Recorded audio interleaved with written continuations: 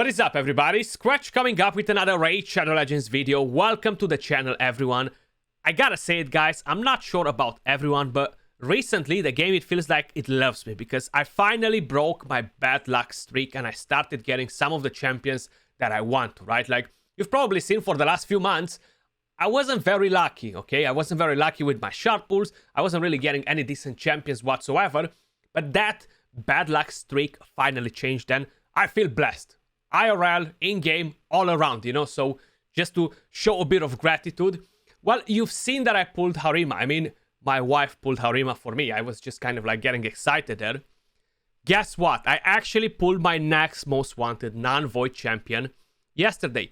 For whoever was on stream, you've seen that I had some ancient shards left. I opened them for the 10x. We had 10x on Hephraak and we had 10x on Mortu Macab. And my mercy was at over 100 ancient shards. And I mentioned that I haven't purchased the entire string yet, which was actually one of the best offers that Palladium gave us for the entire Black Friday. The only thing is that was a bit more spicy in terms of price, instead of being a pack of $10 that everyone will actually purchase, you know. So in the end, I decided to purchase the last 2 bits of the string because, hey, they're not really going to give us any sort of decent offers like this in the near future. So I said I'm going to keep them for content and stuff. And I just opened the ancient shards from there. I kind of wanted to get those ancient shards to don't burn all my gems in just purchasing the ancient shards to hit the mercy, right? And then I was talking with my buddy Chester, and I was like, there we go. I opened the shards that I had from the string pack, and I was like, 188. Let's see what the mercy will give me, because I knew that it's gonna take me to the mercy again. That's what happens. Mercy is not a good thing, guys, because that means that you need to open over 200 shards to get to that, okay? And we went all the way to it, and we were like, okay, just pop 2 more. Maybe you're gonna get Hephraak. And then bang, we got Hephraak, guys. We finally pulled the best nuker in the game, the hardest hitting nuker in the game. We're gonna build him in today's video, and we're gonna take him in for a spin. And of course, I'm gonna share with you a couple of tips about how to use the champion to kind of like get the most out of it. But yeah, even he was like, the game literally loves you. And the fun part is that I had a 4-star awakening just waiting for Hephraak there. So I finally got him. I have 2 champions left on my list, and that is Calvalax and Sisia as non-voids, and of course Yumeko from the Void Champions. But that's pretty much everything else that I kind of want to get. Super pumped. I might actually pull some Sacreds for Elva, even though it feels so freaking expensive. I gotta think about it because, yeah, I'm not very keen on that event, but let's jump into building the champion. Here we are, guys. Hephraak in all his beauty, okay? He is awakened at 4 stars. He's not empowered. We're gonna go over his kit a bit to explain you a couple of things. Then we're gonna go over the build, and then we're gonna take him in for a spin to see what damage we're getting out of the most OP nuker in the game. He is the hardest hitting out of all of them, okay? On the A1, attacks one enemy, places an extra hit if this attack is critical. Reaction can be a problem to this.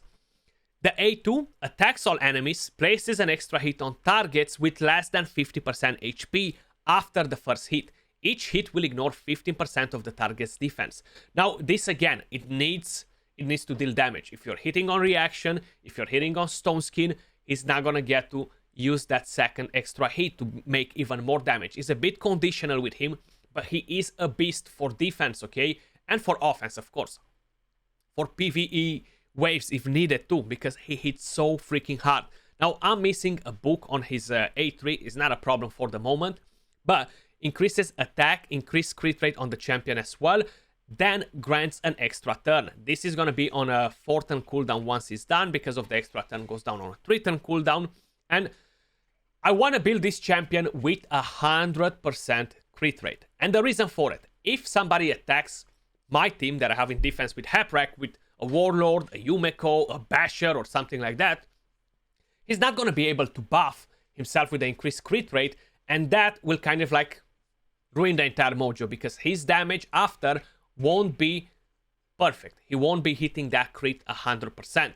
And the whole idea is that the passive is very, very important. Whenever an ally is killed, instantly activates the Hephraak Scorn skill, the A2, which is the main damage, will not put the skill on cooldown. So if he's instantly gonna activate the passive before he's gonna get to buff, again, he's not gonna crit, and he's not gonna kill the enemy team. So we wanna have a 100% crit rate. Keep that in mind when you're building your Hephraak, guys. Or if you cannot reach that 100%, try to get close to it, okay?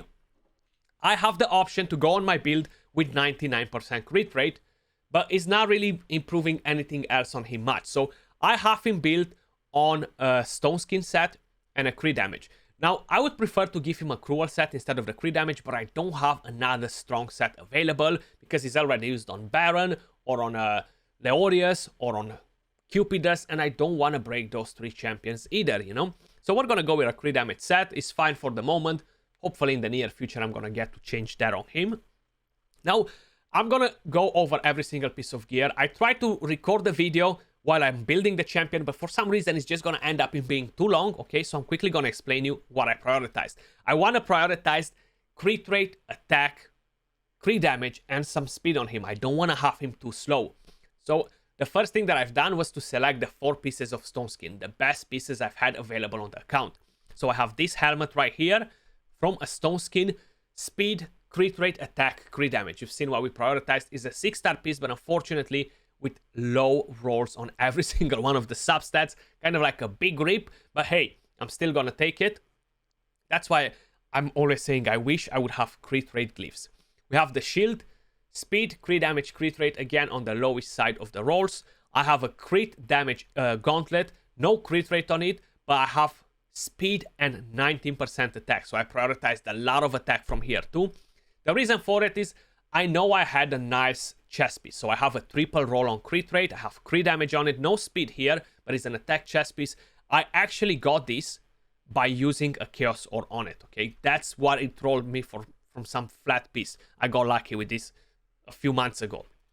And I have attack boots, no speed here unfortunately either. I do have flat attack next to the crit rate and crit damage, which are kind of like the main things that I want to prioritize. So once I've done these 4 pieces, I look for a different set. If it was main regular attack, if it was the fatal set or crit damage, whatever I had available to kind of like get the stats up and running. I could potentially juggle a bit around with the shields, the helmets, and drop a bit of crit damage, or try to keep the crit damage at a equalish level, I would say, if I would change the masteries, because right now on the masteries I don't have the 5% crit rate. I'm gonna show you that in a second. Let's have a look at the total stats. 7,856 attack, 170 speed, full crit rate, 304 crit damage, and he's not even empowered, guys. It's just nuts to be able to get stats like this on champions. I cannot wait to see what sort of damage we're gonna get out of him. The ring is attack with as much attack percentage as possible. I had a reaction one, but it's only 16% attack, so I'm losing almost half of the attack. It's a lot of attack to lose. Crit damage amulet with as much attack as possible, and of course attack banner with as much attack as possible on it. So that's what I have in terms of accessories. In terms of blessing, I have the lightning cage that gives me 500 more attack, 25 more crit damage, and it protects a random buff on my champion, which is very, very nice, you know. Masteries, I actually went with offense and defense tree. So you see, I could go and get deadly precision, play around with the build, kind of like match the crit rate, get a bit more crit damage, maybe 2-3 more crit damage or more attack if possible. If I change the helmet and the shield, I gotta rotate them around, but I gotta look more into it. And of course, kind of like typical masteries for a NUKER. I want to have shield breaker because I'm not going to be on full HP. They're going to hit me most probably before, or I might be on full HP because of stone skin. But either way, I want to deal more damage on shields because a lot of people are using shields with Nakrets or other champions. Ruthless ambush. Then of course we're getting Wrath of the Slain. This will actually benefit him a lot because they will kill some of my allies, so his passive is going to come in play. 5% extra damage for each dead ally is something that you don't want to mess up with, up to 10%. We have Bring It Down, of course Kill Streak, and we have Hand Smasher as tier 6, counter attack on the defense tree. But enough with all this talking, let's take him in for a spin on the Dragon 23 to see the damage that we're getting out of him there, and then let's take him in for a spin in Arena. So here we are, guys. This is kind of like the normal thing that we're doing. Stage 23, we're seeing the damage. Keep in mind, my Hephraak is not on Savage at the moment, okay? He's on Stone Skin because I want to build him mainly for defense, not for offense. So that's kind of like what I'm going to get out of him. We have Venus right here, and let's go in for a spin. Let's see the damage that we're gonna get out of this bad boy. He's gonna be able to buff himself, so I don't need to bring in an arbiter. Let's actually put that on slow-mo. Yeah, those buffs, you see, increased crit rate is very beneficial, but if you get locked, you're not gonna get to use this skill, and you don't want to lose on 20% crit rate just to get slightly extra crit damage, because then it's gonna be pretty pointless. A lot of people will counter your team very easily, and you're not even gonna notice, thinking that, no, he's doing it, you know? And let's see. 200, oh my god, not even Savage, guys. Have you seen that crazy damage? Oh my god, okay? Now, no other nuker will smack so hard without Savage. Of course, Seer can rack all these waves with a lot of buffs, but I'm talking about the normal, traditional sort of nukers. Wow! Okay, that damage is just freaking crazy. Very, very nice. I actually want to see it again. We almost racked each one of those mobs in there with the very first hit, man. That is just so crazy. Let's see it again. So we got resisted on this Phoenix here. And on this one, on our Ballester there. 176, 169, and even without defense down, we almost one-shot her. We haven't used the second hit on Faceless, because he didn't drop under 50% HP. But damn, Hephraak's damage is absolutely out of this world. Let me know in the comments down below how many of you guys actually pulled the Hephraak so far and you're using him. What are your thoughts on him? Is he one of your favorite nukers in the game now? I'm super excited that I got him, because probably you've heard me all the time saying it. I want to get a Hephraak. He's my most wanted non-void. Of course, Harima came in and that kind of changed a bit. I pulled Harima, so again, he became my most wanted non-void.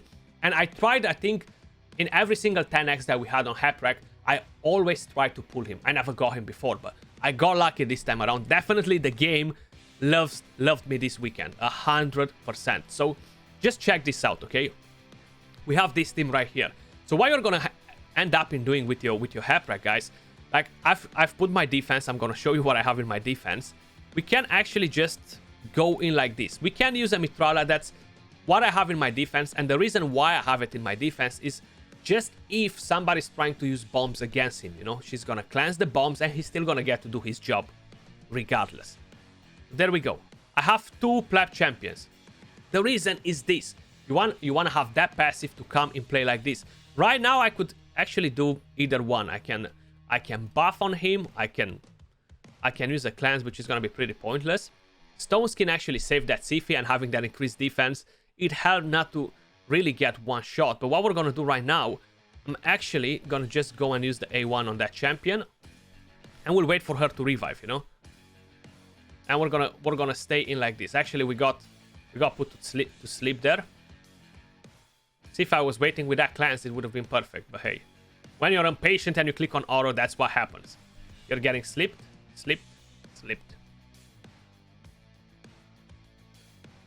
There we go. We got it now. And are we getting them down? They stood no chance. Now, I have something similar in my defense. And please, do try it out. Because I'm curious to see how it performs. Nobody attacked me just yet.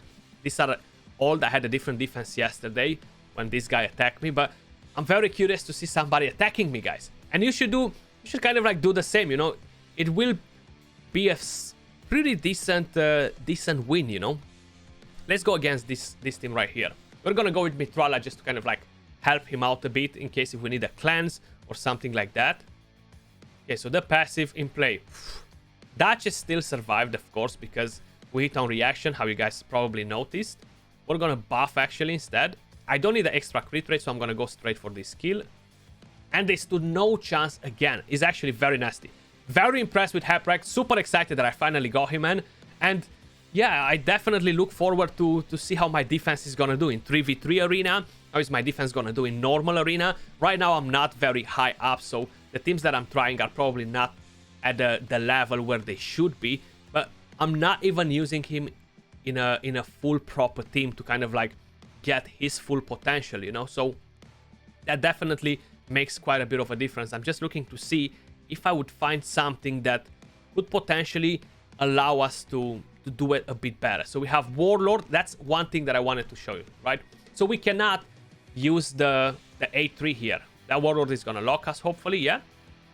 But then the passive came in play, and because we had full crit rate already, right, which was very, very important to happen, because we had it, we one-shot the rest. Now, if you don't go with that full crit rate build on him, what's gonna happen? You're not gonna kill the rest, or you might kill one of them, because dropping 20% crit rate is a pretty big amount, you know, pretty big chunk of crit rate. But guys, that was all for this video. Love my new Hephraak. Let me know your thoughts in the comments down below, how much you like the champion, if you managed to pull him. Definitely feel really blessed because the game shows me some love finally, so I can actually put it in my title and be like, I pulled the best legendary, you know? But that was all for this video. Much love, appreciate all of you guys watching, and I'll catch you all soon in the next one. Peace.